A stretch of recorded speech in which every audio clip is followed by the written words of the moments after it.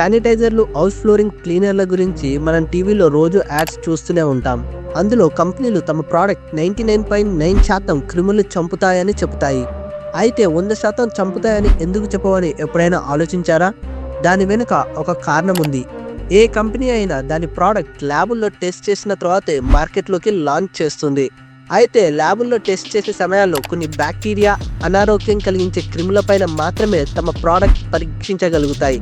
వాటి పేర్లతో పాటు చంపే ప్రక్రియని లేబుల్లో కూడా రాస్తాయి. ల్యాబ్తో పోలిస్తే బయట మరెన్నో క్రిములు ఉంటాయి. వాటి మీద ఈ ప్రోడక్ట్ పనిచేయకపోవచ్చు, ఎందుకంటే అన్ని క్రిములు ఒకేలాగా ఉండవు. అందుకే కంపెనీలు తమ ప్రోడక్ట్ మీద 100% హామీని ఇవ్వలేవు. నదుల్లో నాణాలు ఎందుకు వేస్తారో మీకు తెలుసా? పాతకాలంలో నాణాలను రాగితో చేసేవారు. ఇలా చేసిన రాగి నాణాలను నదిలోకి విసరడం వల్ల నదిలోని నీరు శుద్ధి చేయబడుతుంది.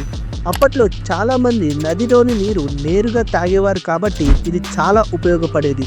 ఇలాంటి మరిన్ని వీడియోల కోసం మన ఛానల్ని సబ్స్క్రైబ్ అయ్యి పక్కన ఉన్న బెల్ ఐకాన్ని ఆన్లో పెట్టుకోండి.